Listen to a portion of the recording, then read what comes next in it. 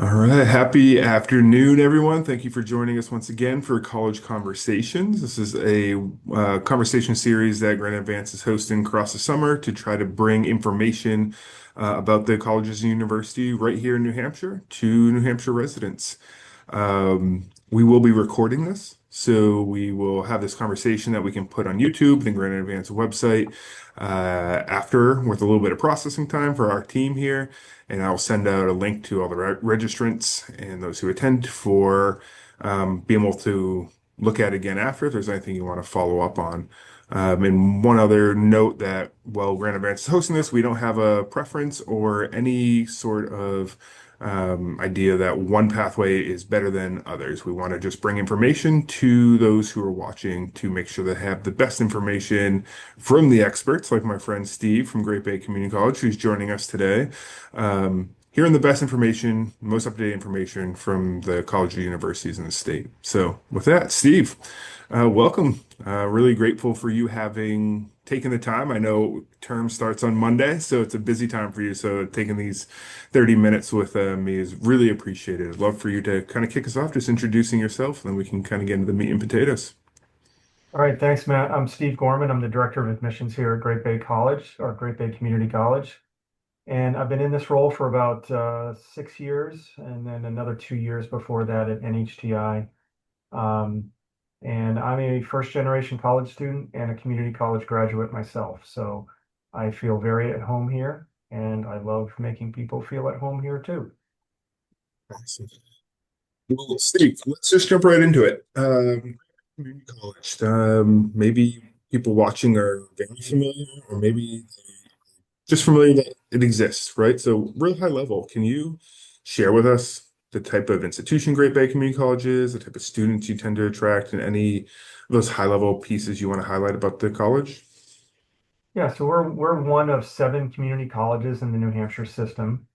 And they're spaced out geographically. We're the location on the seacoast, and I guess our catchment area is what you call it, is in the seacoast, north to maybe starting to get into the lakes region, I mean, the southern end of the lakes region, halfway through Rockingham County, towards Candia, Deerfield, probably on that edge and then south to the Mass border.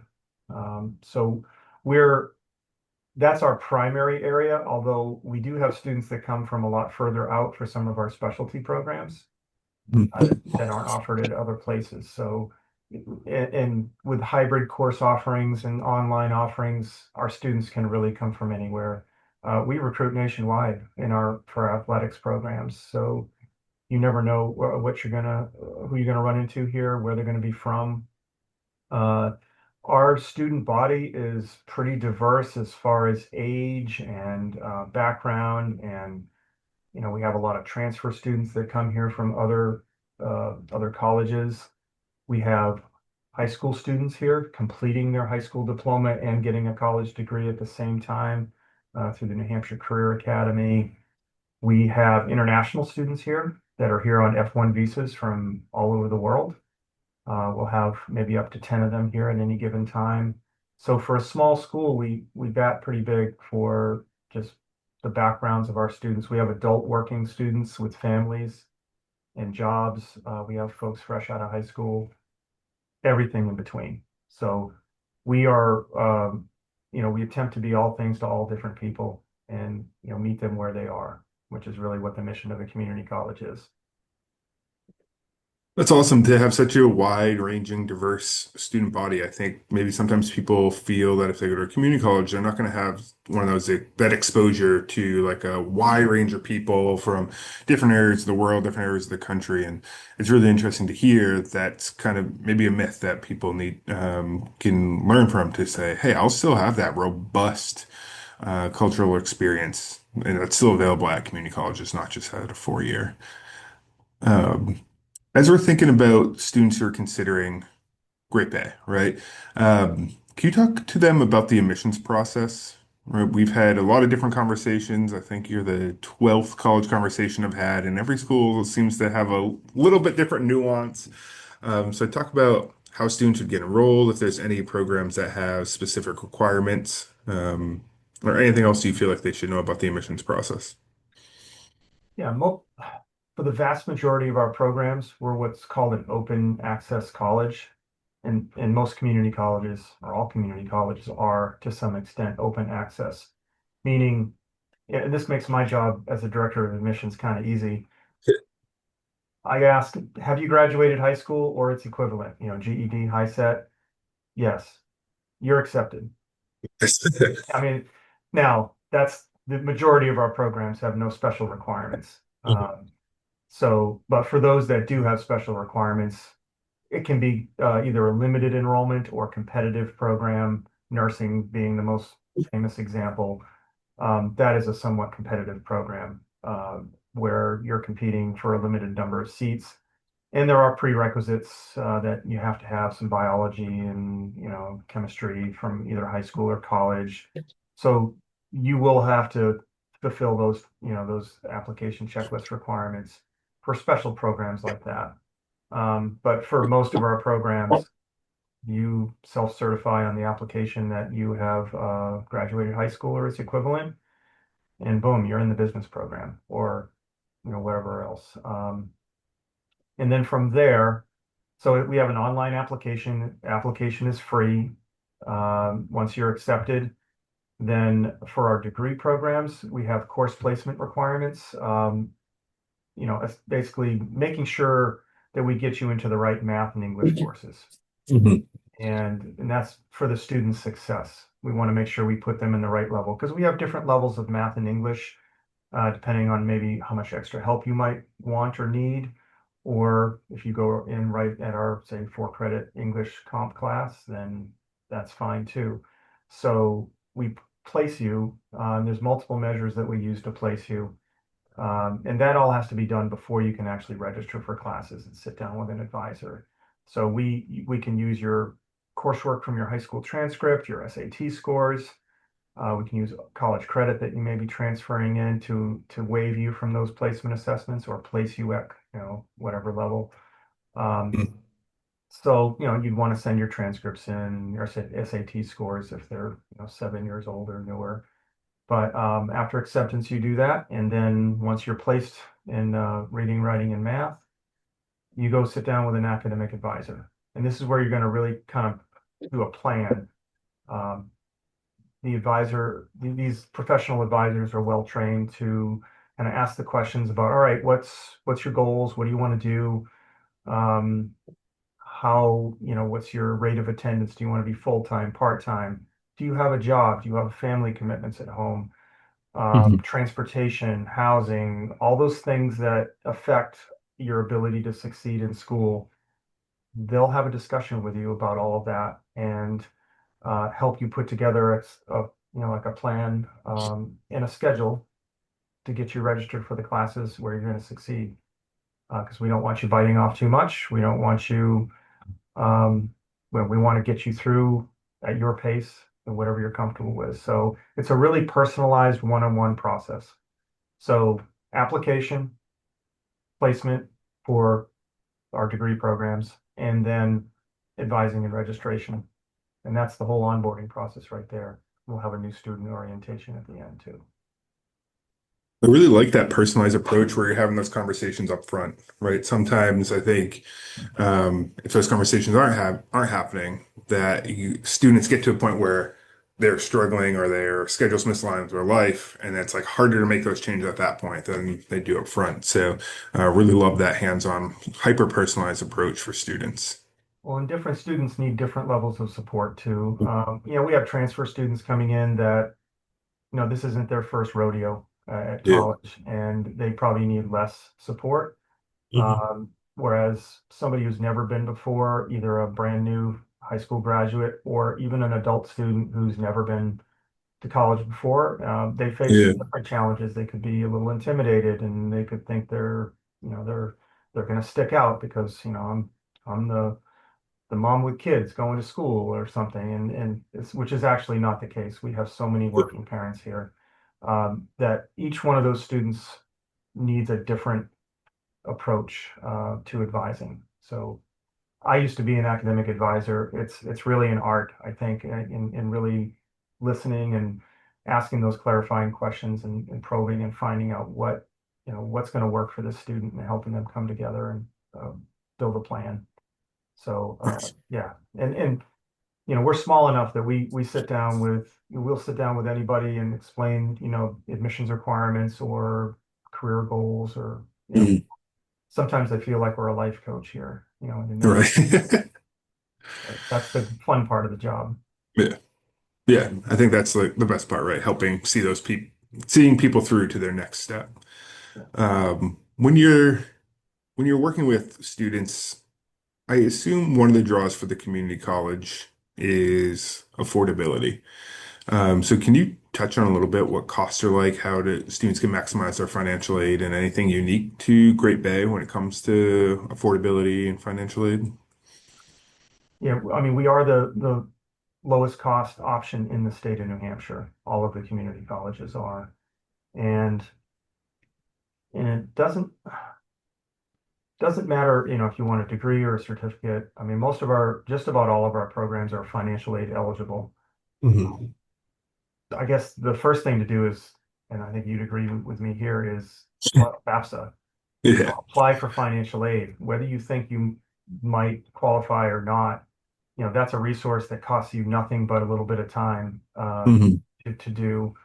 Um, some people come here to discover what they want to do, and I guess we're a great place to do that because we are the most affordable option in the state. Other people come here with a pathway and they know what they want to do and they're going to get there in the most efficient way. So working with our advisors, um, opening yourself up to different options and pathways can save you some money. A lot of our students will change their major if they were Hmm. unsure when they got here, but you want to get to that end point in the most efficient route possible. Yeah. A lot of our students work while they're going to school. I did it. I was a full-time, well, I was in the military at the time, so I worked full-time and then came to school at night. And that's how I saved uh, money, and I have no student debt uh, for that reason. It Congrats. was hard. It was Yeah. hard. It's you got to really be committed to it. And applying for scholarships, that's almost a part-time job in itself, Hmm. how much you want to do. We have scholarships and we promote them through the admissions office. For example, our trades programs, there's a lot of different scholarships that are available. And because we are lower cost to begin with, your financial aid will go a lot further with us. Hmm. And those extra scholarships that we promote, organizations like Bring Back the Trades, the micro scholarships, in addition to New Hampshire Charitable Foundation, Granite Edvance scholarships, all of Hmm. those things, we push that information out to students, Yeah. proactively and say, look, apply for these. You have nothing to lose but a little bit of time and an essay and maybe a video to upload. Uh, and that can make the difference. But uh, you know, again, most of our students work. Most of our students attend part-time because they are Hmm. fitting those other things into their lives, and they don't want to take out a lot of student debt to make it work. So I'm like, well, I'm going to take 6 credits a semester, and then I'm going to work. Or they use employer tuition reimbursement Hmm. too. So there's a lot of different ways to get to that endpoint. Yeah. Uh, and the default should not be just fill out a FAFSA and take out all the loans that I can. There's so many other things that you can do. Hmm. You know, and we have state scholarships available too, and for New Hampshire residents that kick in depending on your need. But there's a lot of different ways to do it, and you know, starting at a place like this, or not even just starting, but finishing or then transferring on afterwards, it really frees you up to spend money later on at, say, a bachelor's program, where maybe you'd want to spend a little more money to get what you want there. This is a Yeah. great place to start out and figure it out, the most affordable rates in the state. Yeah. Yeah, I think you highlight a really important part is that it can, for those students exploring or even transferring a program who are the financial piece is a huge component for them. It's a really savvy way to bring down your overall cost for that 4-year program or just to get your first degree through your associate's or certificate. It's a smart financial play. Well, stepping back from that, we have a bunch of students that don't even transfer to a 4-year degree. That's Mhm. not their plan.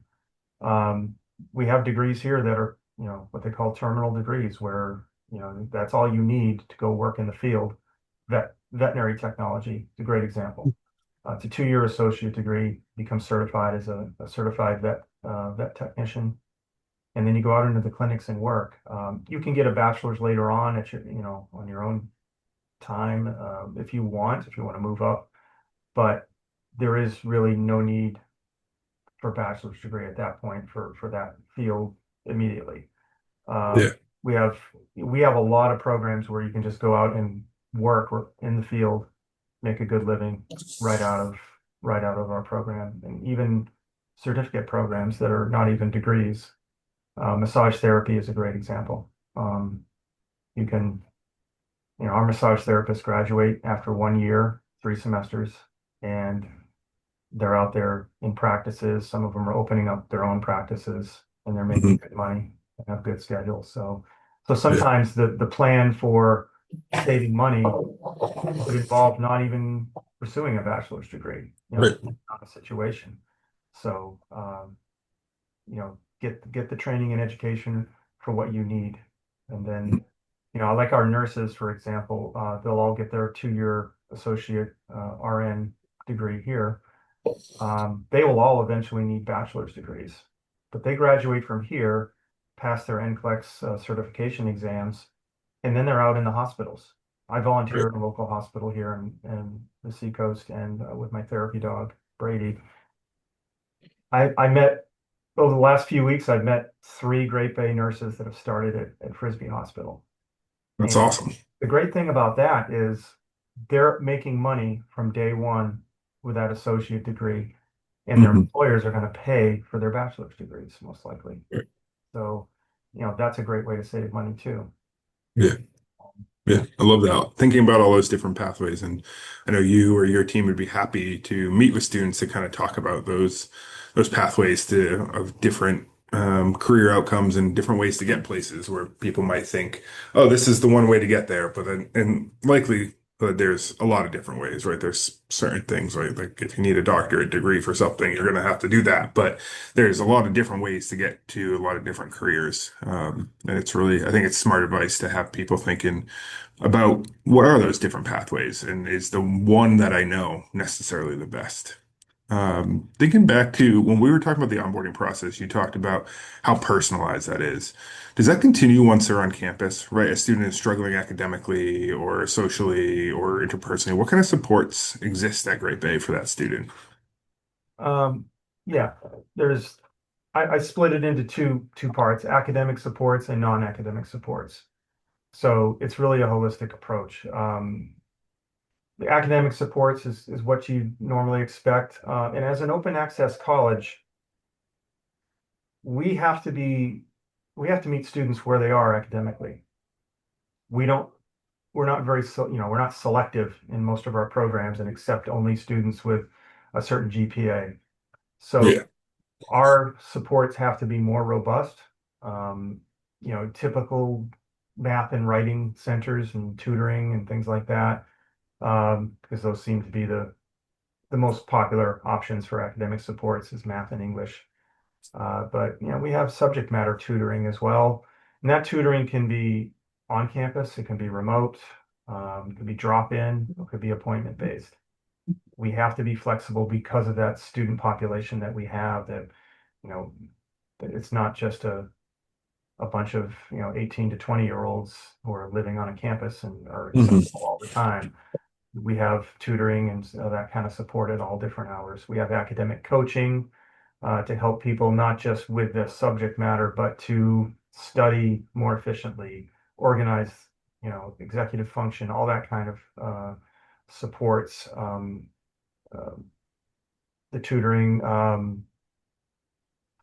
accessibility services, another academic support. If somebody needs accommodations for documented disability, we have a person that will deal with all that, help the student put the plan together. I guess I'm known for saying this. My staff would laugh if they heard me right now say this, but it's almost like a catchphrase I want to have trademarked is you don't have to do anything on your own here. Hmm. And I lived this as a community college student who I think I was 25 when I finally decided to go to school. I didn't know what I was doing. I needed help, and I needed somebody. I Hmm. was a little intimidated, and I just needed somebody to kind of help me through all these processes. And I took advantage of all the academic supports that were available to me. I needed a lot of math help, and nothing unless I wanted to do something by myself and on my own. I didn't have to do anything by myself or on my own. Right.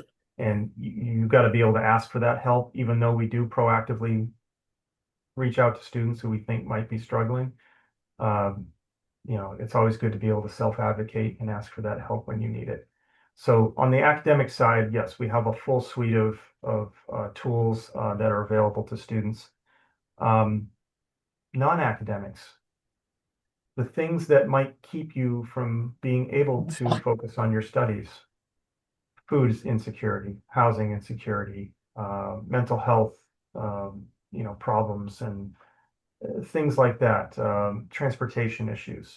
We have a community wellness coordinator on campus that will help you with everything except the academic stuff. Hmm. So we want to be able to keep you in school, keep you on track towards your goals. And so we help you, she helps you with those things that will keep you from doing that. And a lot of times she's just a referral resource. She'll refer the students to different agencies that can help. She's kind of got a social work background, so she has a lot of connections. But we found that those non-academic supports are really important. We run a food pantry on campus as well. That's recognized by the state of New Hampshire as a food pantry. So uh, there's a lot going on for support.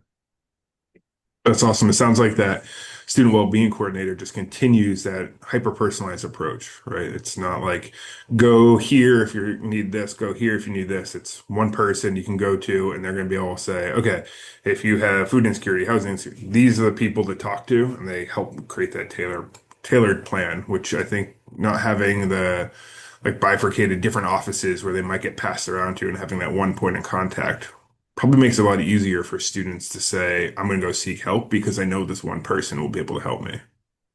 Right. This this is a fun this year at commencement. Um, we had Julie, her name is. She gets mentioned at commencement from students. Like our student class speaker Yeah. talks about her, and to get mentioned in a graduation speech, uh, as somebody who's really important in helping you get through, that's pretty good. And also one of our campus safety officers gets mentioned too. That's awesome. He sits at the desk and he, makes sure everything's going well on the campus and helping people out. He consistently gets mentioned at our commencements from different speakers, and to me that shows that it's a small enough college where people know you and people Hmm. know you. Um, Yeah. if you're willing to open up, uh, you know, people people get noticed or people Yeah. notice you. Yeah, it's a great thing. It just tells me that yeah, there's definitely some personalized, relationships and Mhm. care happening throughout their time here. Yeah. You get Feels mentioned. like a micro, it feels like a microcosm of some of what makes New Hampshire great, right? There's like the real strong community throughout the state at the different levels. And so it's really nice that that's continued right into your all's community, right? It's a student-centered, human-first community. So, all right, as we're kind of getting near the end of time here, I got three, not really rapid fire because I don't want just one word answers, but three kind of quick questions as we're wrapping up. So, my first one is, What's a program at Great Bay that you feel like doesn't get the recognition it deserves, or maybe just flies under the radar? People don't know you have it. Surgical technology. Um, it's one of the healthcare programs that we offer, along with nursing Hmm. and massage therapy and veterinary technology. Uh, I think, Surge Tech, number one, it's a unique program within the state. Nobody else that does one in the state. It's a 2-year associate degree. Hmm. Nursing gets all of the fame. Everyone knows what a nurse is. Right. Everyone met a nurse, and they know, and everyone wants to be a nurse that wants to be in healthcare. It seems, Hmm. unless they want to be a doctor or something, Right. And Surge Tech, if you've ever been in an operating room under the knife, there's a surge tech that's usually there. Hmm. They're making sure that all the instruments are laid out right, that they're all sterile. They're assisting the surgeon during the surgery. It's an incredibly um, difficult job, but a really important job. It requires a lot of attention to detail, and it's a very satisfying job because at the end of the day, you've helped make that surgery a success. Right. It's just I think it does fly under the radar. Yeah. It's a That's slightly cool. I demanding I program. learned something new. I did not know you Yeah, guys had a surge we tech get a lot more program. applications for nursing because I Yeah. just think people know what nursing is. Hmm. There's so many specialties other than nursing that are maybe more specialized, right? Like an Yeah. X-ray tech or respiratory therapist or something that they don't get as many applications. But surge tech, and there's a big Right. demand for it, and you walk away from that, like I did something important today. Yeah.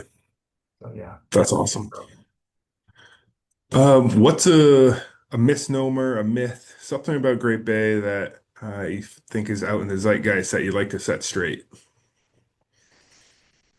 First thing that comes to mind is that community college stigma. Um, Hmm. that well, I wanted to go somewhere else, but I settled for a community college, and that is definitely not true. Um, as we've been discussing, there are multiple pathways to get to where you want to go. And we have people at this college that could have probably gone wherever they wanted to for college, selected Hmm. 4-year or wherever. But they chose to come here because it fits what their goals are. They wanted to stay close to home. They didn't want to spend a ton of money. They wanted that transfer pathway into that specific program, and they want to focus their economic resources on a bachelor's program or whatever. Or I just wanted to come here for that short-term welding program or massage Hmm. therapy or something. It's we have students of all different backgrounds and academic preparedness, and I just the stigma has driven me crazy ever since I've um, been in the business here. But really, we have an incredibly talented student body, faculty and staff. Our faculty have incredible teaching experience and lived work experience as well that may not see in other places. So yeah, that stigma is, and I think that stigma has kind of uh, reduced over the last decade or so, Yeah. which is good. It's in the right Yeah. direction. That is good. All right, final thing. Somebody is considering Great Bay Community College, whether they're early in their college search or on near decision day where they're trying to figure out their final plans for where they're going to do their education. What's your advice to them? Uh, Decision day. Actually, repeat that again. I want to hear that again. Yeah, so basically, a student is trying to decide if Great Bay is right for them. What's your advice for how they should go about making that decision? Um, and do an honest assessment of what your needs are, your wants are, your goals, and your resources. Um, I had a recruiter here at one point, $90,000 in debt from his bachelor's degree, went to a state school. Mhm. He's going to have a tough time. He would admit I'm having a tough time getting out from under that debt. Yeah. And I ask him, I mean, he's perfect to recruit for us. He's perfect. Right. Yeah. He's like, yeah, don't do, there are other options. But I Hmm. think people need to be honest with themselves, about how much debt they're willing to take on, what Yeah. resources are available to them, and how they can get to their um, the same end result in different ways. There is no one way. Right. So, I did it one certain way. I had to sell my soul to the U.S. Air Force for 20 years, and I had no student debt. But I mean, Right. it was a win-win for me. Now, Yeah. obviously, that's not going to be for everyone, but there are ways where you can make it work and get to the same end result. Um, Hmm. from there, it's up to you what you want to do. So I think an honest assessment is probably the most important thing of don't don't prejudge, don't make any assumptions um, about how to get to where you want to go. Uh, we see it every day here where people are taking different pathways to get to the same place. And you just, Awesome. I think that's great advice. And a great place to wrap the conversation for today. So, Steve, again, I know it's a crazy busy time, so really appreciate you taking the time to jump on here and chat. Any final thoughts you want to share before we go off recording for Q&A? um, no, I mean, we try to make it as easy as possible at any of the community colleges um, to get enrolled. We're not just a fall start only. We start fall, spring, and summer. We have different class formats, different start dates within a given term, different term lengths. We have a lot of hybrid classes that, are half online, half on campus. So it gives you the best of both worlds and the most flexibility. So, at least check us out. Come to an open house is probably the best thing that I could recommend Mhm. because you get to meet all the faculty. And honestly, the faculty are what sells this college. Not admissions. No one comes to Great Bay to see admissions. They come to because they want to get in front of the people that are going to be teaching them and helping them shape their future careers. So, and that is something you can do at open house. Awesome. Seeing Well, is Steve, oh, go ahead. Sorry. seeing is believing. That's Yeah. another one of my trademark things. All right. Your staff is going to watch this and then have a conversation with you about all your trademarks, but I love Yeah, it. Thanks so much again, Steve. This will be posted on the Granite Edvance YouTube and then our website in the coming days. And if anybody has questions, I know Steve and his team is ready to be there for you, help you on that personalized enrollment journey. So yeah. we'll go off recording now All to do Q&A. So right. thanks. Thanks all. Thanks for the invite, Matt. I appreciate Yeah, it. my pleasure.